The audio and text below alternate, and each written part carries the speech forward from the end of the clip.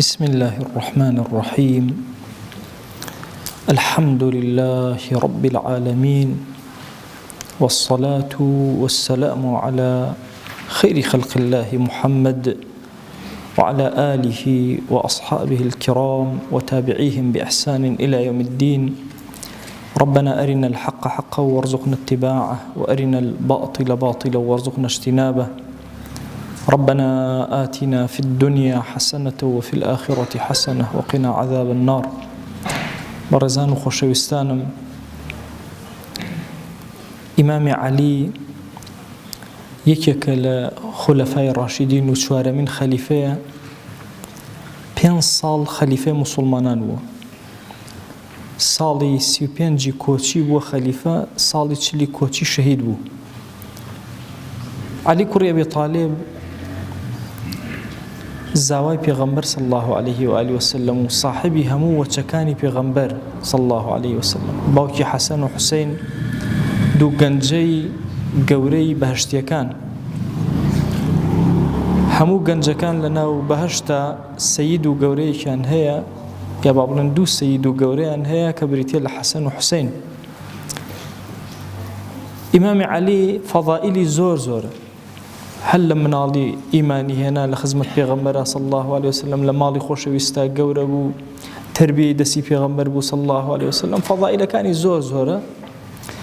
ئەوەندە هەیە ئێمە ئەبێ بزانین بەشێک لە عەقیدەی ئیسلامی ئەوەیە حبه ئیمان وبغضه نفاق. خۆشویستنی ئیمامی عەلی دلیلی ئیمانە، ڕق لێبوون لە ئیمامی عەلی دلیلی نفاقە. ئەو کەسە منافقە کە ڕقی لە ئیمامی عەلی ئەبێ. ئەمە عەقیدەی ئەهلی سونە و جەماعەیە. ئیمامی عەلی پێغەمبەری خوا صلی الله عليه وسلم شاهدی بۆیە کە يحب الله ورسوله ويحبه الله ورسوله. خۆ پێغەمبەری خوا صلی الله عليه وسلم زۆریان خۆشەوێ و ئەویش ئەوانی خۆشەوە. ئیمامی عەلی زۆرترین ڕیوایە لە پێغەمبەرەوە صلی الله عليه وسلم کە کرابێت لە ئیمامی عەلیەوەیە، تایبەت ئەو ڕیواتانەی کە منفەریدن بە تایبە کردوونی. دەرگایەکی زۆر گەورەی عیلم، بابێکی زۆر گەورەی عیلم، هەرچی سەنەدی علومی شەرعیش هەیە چێتەوە سەر ئیمامی عەلی. تۆنە فەضیلەتێکی زۆر گەورەی. هەرچی ئیجازەی مەلایەتی هەیە لە هەموو جیهانی ئیسلامیە، هەرچی کتێبێ لەم کتێبانە فەرمودەیە لە فەرمودەکان سەنەدەکان بەرەو کوێ ئەڕواتەوە؟ بەرەو لای ئیمامی عەلی ڕەزا و ڕەحمەتی خوای لێبێ. طبعا ئێمە دوو جۆر ئیجازەمان هەیە، ئیجازەی گشتیمان هەیە، ئیجازەی فەردیمان هەیە. ئیجازە فەردیەکانیش حتا هەر هەمووی ئەچنەوە سەر ئیمامی عەلی و ئەچنەوە سەر پێغەمبەر صلی الله عليه وسلم، لەویشەوە بۆ جبرائیل عەلەیه السەلام. ئیمامی عەلی ابن عباس ئەفەرمێ ئیمامی عومەر ڕەزا و ڕەحمەتی خوای لێبێ هەتا وەکو ئیمامی عەلی دەستکەوتایە لە فتوادانە، اعتیمادی لەسەر کەسدانە ئەنە لەسەر ئیمامی عەلی نەبێ. ئەوەندە احترامی ئیمامی عەلی و بنەماڵەی ئیمامی عەلی بەلایەوە گەورە بوو. پێغەمبەری خوا صلی الله عليه وسلم جارێک پێ فەرموو تۆ ڕازی نیت وەکو هارون بی. هارون چۆن بوو لەگەڵ موسا؟ تۆش ئاوابی لەگەڵ منە. هارون برای پێغەمبەرێکە، پشتگیری پێغەمبەرێکە عەلەیهیم الصەلاة والسلام. فەرمووی أنت بمنزلة هارون من موسى، أن تكون مني بمنزلة هارون من موسى. تو كأنما چۆن هارون بۆ موسا چۆن بوو، تۆش ئاوای بۆ من. طبعا ئەم هاوڵە بەڕێزە چۆن عەرزم کردن لە ئیمامی عوثمانە، کوشتەی دەستی خەڵکێک بوو کە نوێژیان نەکرد. ئیمامی عەلی ئەیضاً کوشتەی دەستی کەسێکە نوێژی ئەکرد، قورئانی لەبەر بوو، قورئانی بە خەڵک ئەوتەوە، مەشهوور بوو بە مقریئی زەمانی خۆی، عەبدوڕەحمانی کوڕی مولجەم ئەلمورادی. لە شام یەکێک بوو لەو کەسانەی زۆر ئیعتیمادی خرایە سەر کە قورئانی ئەوتەوە. پێغەمبەری خوا صلی الله عليه وسلم فەرمووی ئەشقاترین کەس، شەقیترین کەس، گیرۆدەترین کەس لە ئومەتانی پێشوە ئەو کەسە بوو کەوا وشترەکەی سەر بڕی، کە لە سوورەی شەمسا باسیەکە. باشە فەرمووی ئەشقاترین کەس لە ئاخرینی ئومەتا کێیە؟ ئەو کەسەیە کە عەلی تۆ ئەکوژی. بیرکەنەوە لە حەڤەی ڕەمەزانە إمام علي لنيجي بيانية للسجدايا عبد الرحمن كوري ملجم بتشقولي أدا تشقو كشي جهراوي كربوي هل نصيته أدا لقردني إمام علي دواي سيرج لبيسي رمضان وفاتك إمام علي فتنة زور بيني طبعا كسيك لليان أتباع كان خويا والشهيد كرابة بريتي لإمام علي بحساب أمانة محبي إمام علي بون حتى هو عبد الرحمن كوري ملجم لجنجي الصفينة لقال إمام علي أبو بشجيري أبو بەڵام خوارج فتنەیەکی زۆر گەورە بوون لە ئومەتی پێغەمبەر صلی الله عليه وسلم بۆیە خۆشەویست ئەفەرمێ قورئان ئەخوێنن کاتێک کە قورئان ئەخوێنن قیرائەتی خۆتان بەلاوە حیج نابێ کە نوێژ ئەکەن نوێژی خۆتان لە پێش چاو ئەکەوێ بەڵام ئەفەرمێ ئەوانە لە دین دەرچوون هەرچۆن سەهمێک لە کەوان دەرچوو ئەبەو شێوازە ئیمامی عەلی لەبەرەوەی ئەم فتنانەی بینیوە ئامۆژگاریەکانی زۆر گرنگن بۆ زەمەنی ئێمە بەتایبەتی چونکە ئێمە لە زەمانێکە ئەژین تێکەڵاوی پێکەڵاوێکی زۆر هەیە چاکە و خراپە خەریکە تێکەڵە بێ نازانین چی ئەکەین سیرکە یەکێ لە تەڵەبەکانی ناوی کومەیلە زۆر ئامۆژگاری کردووە ئیمامی عەلی کومەیلی زۆر زیرەک بووە ئامۆژگاریەکانی نووسیوەتەوە لە کتێبی تاریخی دیمەشق لە ئیبن عەساکر لەوێ هاتووە ئەم ئامۆژگاریە ئەفەرمێ ڕۆژێ فەرمووی یا کومەیل و ابن زياد أي كميل كري زياد إن هذه القلوب أوعية وخيرها أوعاها للعلم ضلي إنسان كان هرهم وكو توركيك أو هاي وكو شتيقوايا كشتيت يا هالقري كأنما توركيك باشترينيان أويك علمي تيا هال أجيري دي أقال لدل احفظ عني ما أقول لك جو أن أمقسم لي ورقري أي كميل الناس ثلاثة خلقي سيبش عالم رباني يكمن جوريان زانايك ربانية لدوك بواركارك علم روح لم دوانا تربية وتزكية الربانية يعني شيء يعني أمك سخوا ناسيكي زور صادقان لقال خويا أكا وخريكي زانس كوكرنو وبخشي زانستو أم جور عالمان زور تايبت تصور كان كالسر زويات زورك لم عالمانا الروا كان إنسان غميكي زور قورة دا أقري ألم روجاني بيشوا ناصة طيبي بحركي وفاتي كرت إيشك لعالم الربانية كان كإنسان لجيانا أيبينه وكاريقري لسر دائنه بصماتي لسر همو كسك أبيك أيبينه أو بياكي زور عظيم من كم بخزمتي قيشتوم بلان فعلا أبيني خريكي علم خريكي خواناسية أم دوشتي قرتوها بري نادا هشتاو أو اندصل عمر أكال لبيناوي أم دوشتيا أي بيني لطاعة كان يا لبيش خلقه لعلم وزانست وبخش كرنا لبيش خلقه أم عالمانا لملتي إما زور بون لملتي كردا وبهمان تشن لهمو عالم إسلامي جهاني إسلامي بر لم جور زانانا قرنية بلا أنا وشورت بيا كانوا خلقنا وبزانه وأنا أوان سري خوان كس كردو خريشي علم وربانيتي خوان أم عالم الرباني أنا زور عظيما بوي إنسان كيشي كان أرواح غميكي زور قورة دا أقري بروا كان كأنما تاريخيك سر كردستاني داير كردو كأوبيا وفاتي كردو زوري تر زاناي تر زور من وفاتي كردو هموي أو تاريخي من هسبيا كردو أمش بهمان تشش خوي قورة ليان خوش بي ودرجات يعني عالي بك إمام علي فرموي خلقك سيدانا يكم ينزانايك رباني دوميا ومتعلم على سبيل النجاة يا بزانايك رباني أو خزمتك يا خريك علم بلام على سبيل النجاة علمك كعلمك منهجي بزاني شيء أكيد شيء أخواني شون أروي خريك أبي سهم دانيان رك الله أمروي إما باسك أفرمي لبناي أم دودانيا زانايك رباني كمال طلاب علم كخريج علما شتيكي تر هي لبازارة همج بمنهجتك جوره هي رعاء جاوجاوي زور أكن لنا وكمالجا أتباع كل ناعق ناعق بقل الرش أو تريك قيرك يعني خلشك زور هي ببيع منهج لأخويا ولا شو قيرة هي وشو يعني أكل بويا زور زيرة كان أبي أمي مسلمان لأمره يا شاب كينو تصور كان رك علي أم منهجتي أمره يا بمنهجتك أبيني غوغايك أبيني يعني تصور كجاري وهي بانخوازك زور شاك جوان أبيني كشي سبحان الله خۆی مەژغوڵەکە بەشتی هەمەجیاتەوە لەو منهەجیەتە جوانەی شەریعەت لا ئەدا لە بازاڕە هەر شتێکە بێ لەسەرەوە قسەکە ئەو کاری زانان نییە هەر ڕۆژەی لە شتێک قسە بکە هەر نا ئێمە زۆر کات گلەی لە مامۆسایانی ئاینی ئەوانە کراڵن هەڵوێستی سیاسیان نییە بڕواکەن لە یەک کاتە ئەبێ مامۆسای ئاینی هەڵوێستی سیاسی هەبێ ئەویش سیاستەکە خۆی دروستی کردبێ ئەکە نا سیاسەتێ بەدەست کافر و تۆ غوثایی ئەڵێ کەفی سەردەریا هیچ شتێک بەدەست تۆ نییە تۆ هەڵوێستی چیتە بێ تۆ هەرچی بکەیەچێتە گیرفانی کەسێک بۆیە ئەم سێ جۆرە لەناو کۆمەڵگا ئەبێ ئینسان زۆر بە وردی مامەڵەیان لەگەڵاکە ئێمە زانای ڕەبانیمان زۆرە ئەبێت دەوریان بگرین طلابی علممان زۆرە کە على سەبیلی نەجاتین خەریکی منهەجن و دیراسەی منهەجن و ئەخوێنن لە جیهانی ئیسلامیە هەمەجیشمان زۆر ئەو قەرەباڵخی و دەنگ و بڕواکەن جاری وا هەیە بانخوازێک سەیری جەماوەرەکەی ئەکا جەماوەرەکەی بەچی ئەم شوێن جەماوەرەکە ئەکەوێ کورە نەکبەت ئەبێت تۆ ئەوەندە دامەزراوی جەماوەرەکە شوێن تۆ بکەوێت تەوجیهی جەماوەر ئەبێت زاناکە بیکات نەک جەماوەرەکە تەوجیهی زاناکە بکە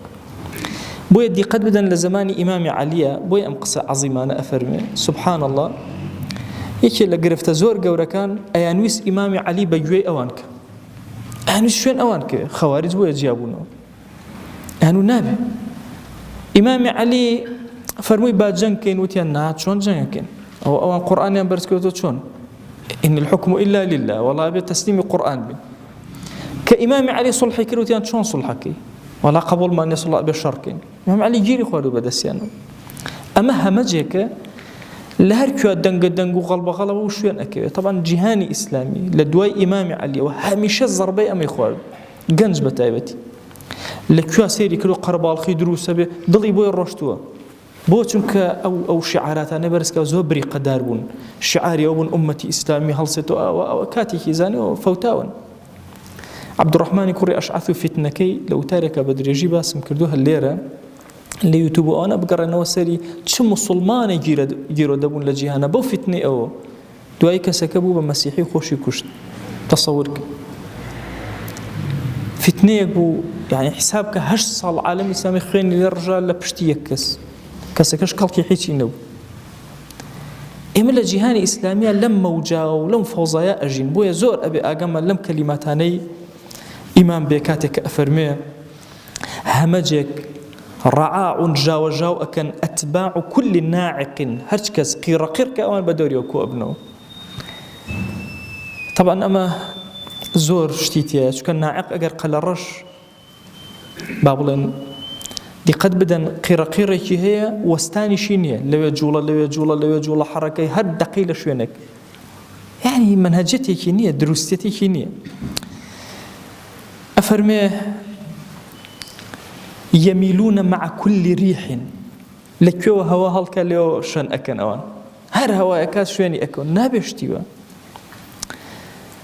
لم يستضيئوا بنور العلم نور جواني علم لدليانا نتسبيوا ولم يلجأوا إلى ركن وثيق اعتمادك زانستيانية لا عالمك رباني إجازي كان هشتك هل لخو قسأك لسر دين لسر هموشتي قسأك يا كميل ابن زياد كميل كري زياد العلم خير من المال كل خيرش علم زمني فتنة خير علم زۆر باشتر و خێرتر و ئەخێرترە لە چی لە ماڵ علم تۆ ئەپارێزێ العلم يحرسك وأنت تحرس المال بەڵام تۆ پارێزگاری لە ماڵەکەی المال ينقصه النفقة كاتل لي سرفكي كم أكاته والعلم يزكو على الإنفاق بلام علم طبيعتي أو حتى يبخشي زيادك كميلي كوري زياد آقاد لي محبة العالم الدين يدان طبعا بشك لعقيدة إسلامي إما احترام علماء أفرميشي خوجوستني زانايان دين يدان يعني عقيدة بشك لإيمان بشك للدين بريتي لخوجوستني زانا كان تكسبه الطاعة في حياته تكسبه الطاعة في حياته وجميل الحدوثة بعد وفاته أما مسألة خوجوستني زانا وها أكا خلق جرالي بكا لجيانيا كاتيكيش كمرد لسر زماني خلق هرب منيتو ئەزانن ئێمە چەند زانامان هەیە لەسەر زمانمان هەرماوەتەوە. ئەنێ ئێمە هەموو جارە باسی ئیمامی تەبەری ئەکەین. ئیمامی تەبەری 1300 و شتێ ساڵ لەمەوە پێش وەفاتی کردووە. ئێستەوە ئەزانی لە ئەمڕۆ لە بەردەستمانە. ئیمامی شافعی باسەکەین، ئیمامی ئەبوو حەنیفە باسەکەین، ئیمامی بوخاری باسەکەین. ئەم ناوانە ون نابن لە میلەتی کوردە. ئەو چەندێکە ماوەساڵ بکەی مدەڕیس وەفاتی کردووە، هەر ناوەکەی هەر هەیە. چەندێکە شێخ قادری مدەڕیسی بیارە وەفاتی کردو، هەر ناوەکەی وجودی هەیە. دائیمە ذکری حەسەنی ئەمانە باقی ئەوێ لەسەر زەویە. ومنفعة المال تزول بزواله.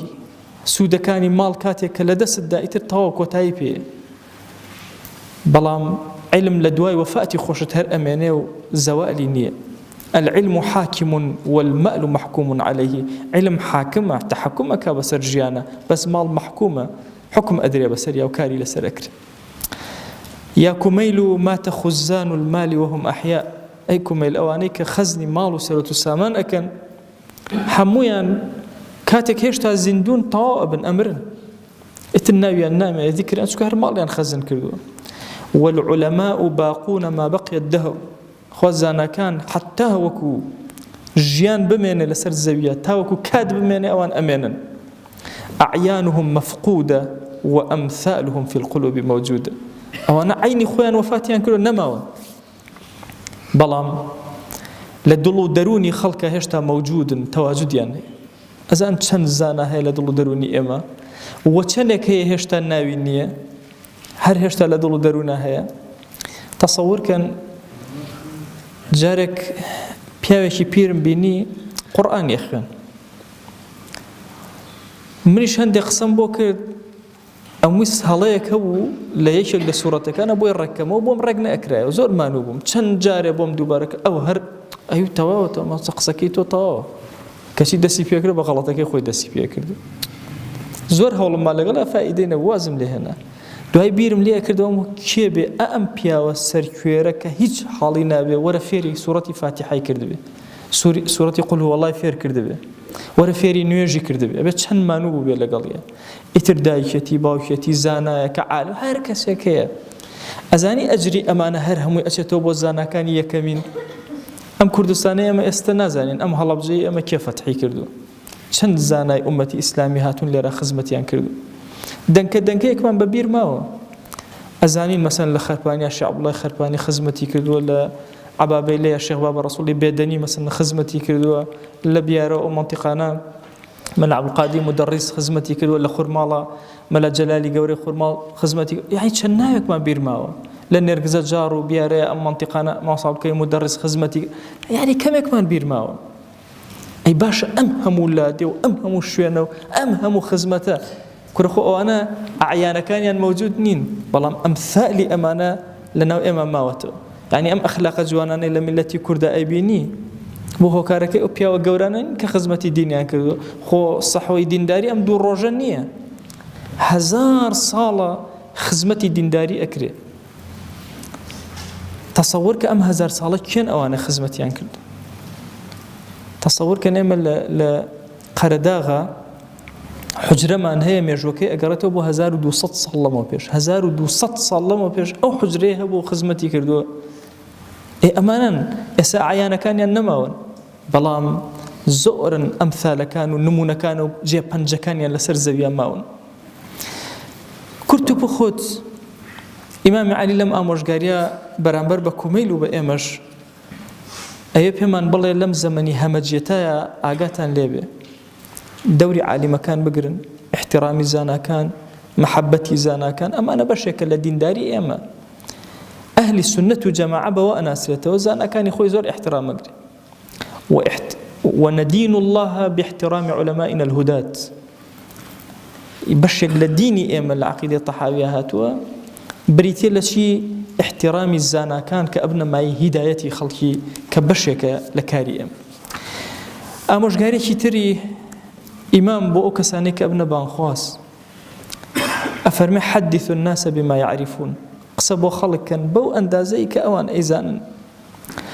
أتحبون أن يكذب الله ورسوله أتاني خو بيغمبري خوا صلى الله عليه وسلم بدرو بخرينا أو تان بيخوش قصي غريب وخلق مكان دائما قسەی بکەن لە مستەوای خەڵکە لە ئاستی خەڵکە زۆر گرنگە بانخواز بزانێت چی ئەڵێ ئەبێ جوان بیر کاتەوە لەم کەلیمە هەرچی زانی فڕی نەداوەکو تەیر لە قوڕجیا و یەکسەر بڕشێتەوە بەدەم مناڵەکانیە ئەبێ هەزمی کا خۆی تێبگا لێی لە خزمەتی چەند کەسا پرسیار بکە خۆی بە دوای عیلما بگەڕێ لە دوایە ئەمە بەرابەرەکانی بگەێنێ زۆر کات ئینسان لە زەمەنی عیلمیە حبێکی بۆ دروسە بێت لە بەشێک لە عمریە حبی شەواذ حەزەکە شتی شاز لە ناو خەڵکە باسکە زۆر گرنگ بێ بەلای خەڵکەوە ئەوە کاری تۆی بانخواز نییە لەوە ئەچێ کەلیمەیەکی وەها بڵێ خەڵک بەهۆی ئەو کەلیمە بڵێ ئەو کەلیمە هەر ڕاز نییە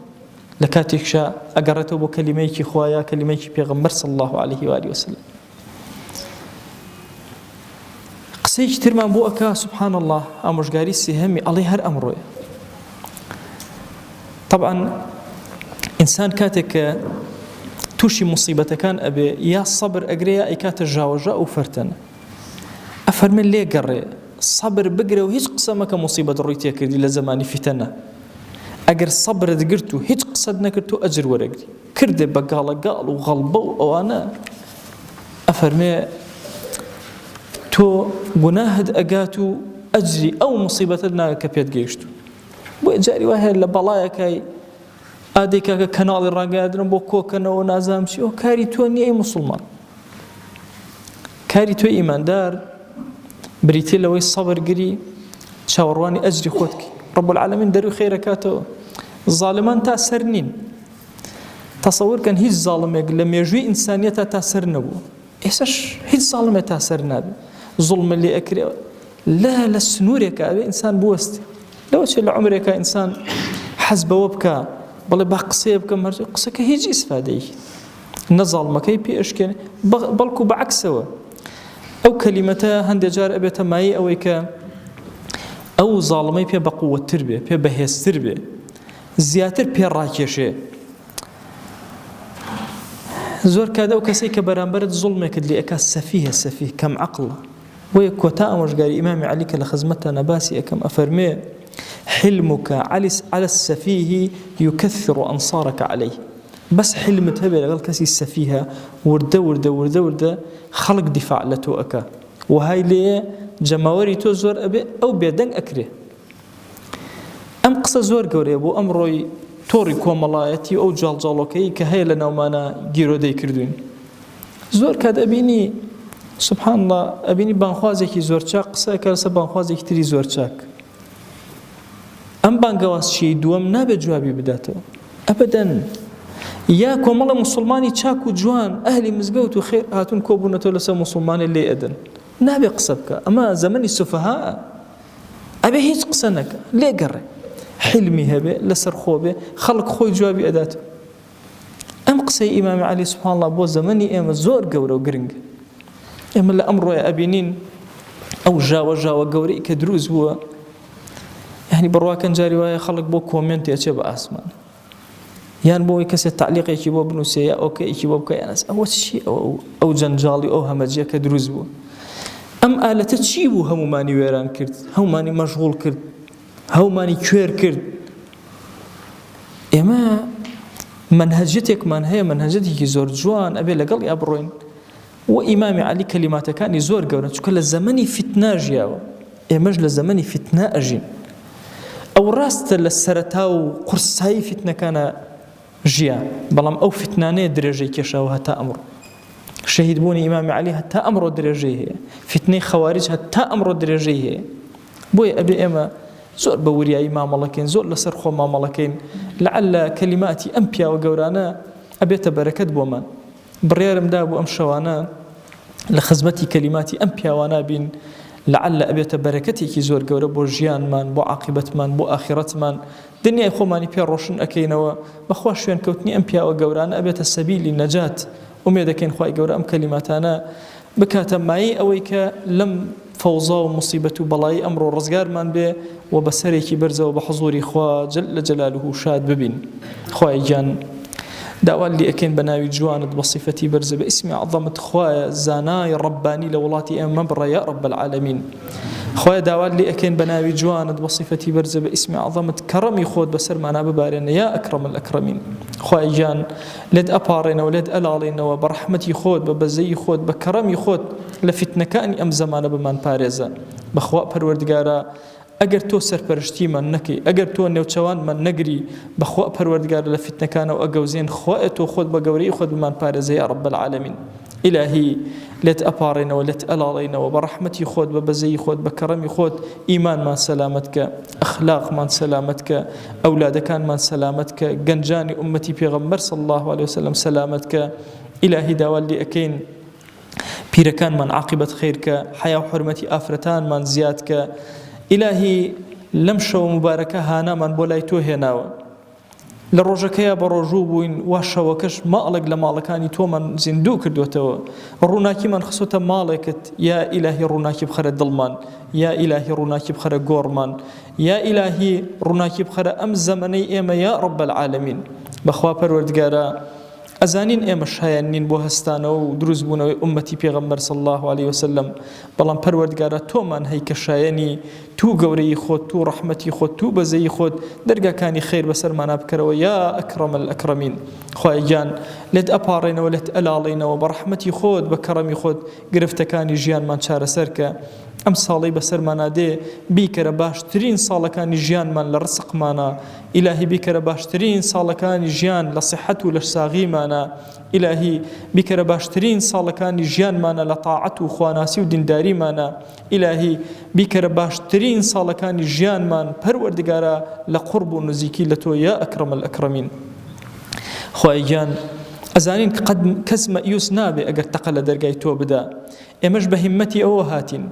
أمان زاني خو من كلك من نية بلام أمان زاني كتو يا إلهي زور كريمي كزردنا كيتو بويا إما بمشر من دي هاوار من هنا وبلايتو تا لعل درجا كان خير بسر ما نبكيتو ودرجا كان من بسر بكرو يا أكرم الأكرمين خويا داوال لي أكين بناوي جوانت بصفتي برزة باسم عظمت كرمي خود بسر ما نببارنا عفوي خود بسر ما نببارنا إيمان من دام زراوك يا رب العالمين خويا جان داواد لي أكين بقوري خود برحمتي خود بكرمي خود دعاء كان من قبولك تراويح كان من قبولك شو نيجو شو زندية كان من قبولك اعتكاف كان من قبولك ذكر أوراد كان من قبولك ختم قرآن كان من قبولك رجوع كان من قبولك زكاة وسرفتر من قبولك إلهي صدقات وخير وخيرات من قبولك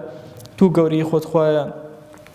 رحمة وكرم خود بسر ما نببارنا ولا إخوة قبول منك يا أكرم الأكرمين لما راضي يا رب العالمين خواجان لت أبارينا ولت ألالينا وبرحمتي خود بكرمي خود ببزي خود كرمي خود بسر ما نببارنا إلهي بخوا أزانين إما كلك مانية پروردگارا شرمندين بدسي رشو بزماني رشو بچاوي رشو بجوي رشو بدلي رشو هاوار ولا يتوبر زكينوا بلام أزان يا إلهي كتو مأيوس من ناكي تو قوري خود باك مان كرا وصاف مان كرا وساغ مان كرا وسبي مان كرا يا رب العالمين خواجان إما أم عبداتي كرتو كالانا برزكينوا ولايتو أزانين حضوري زاتي قوريتو يعني بلام پروردگارا تو قوري خود رحم بم بكسي وبحالي كوبونا وشياطين إنس وجن لسرمان بكو لمن قبولك يا رب العالمين يا ربي خواجان أم عبدانا أم شو لما ليتو يا كوبونا هر حاجة كان هي بويان جيب جيك أويان بحال ومال لم جنجان خواجان مال داري بك إلهي داول لكن أويان بمنال منالي في عطاك أويان بمنال منال كان ينصالحك إلهي أويان قرزار قرز سرشاني سوك إلهي داول لكن أوي كم رزق حلال زيادك أوي نخوش الشفاء وبنير يا أكرم الأكرمين أوي جنه بار لي خوش بيا أكرم الأكرمين إلهي أوين ضلينا آرامك أوين مالنا آرامك إلهي داوال دي أكين بقوري خود برحمتي خود آرامي خود بسرمانا ببارينا كرمي خود بسرمانا ببارينا بزي خود بسرمانا ببارينا قبول مانك لا خود يا أكرم الأكرمين قبول مانك لا خود يا رب العالمين خوايا داواد لي أكين بقوري خود برحمتي خود ببزي خود أم دعانا من لقبولك طوابي دعا كان من جر رمضان من لقبولك طوابي دعاي إيمان داران لسر زويا قبولك طوابي دعاي قبستاني أما قبولك يا رب العالمين آمين آمين والحمد لله رب العالمين وصلى الله على سيدنا محمد وعلى آله وصحبه وسلم تسليما كثيرا أبدا إلى يوم الدين. خواهي قول لقناهي من يشرئ وجب ببوري خواهي قول لمن خوش بي لمن قبولك.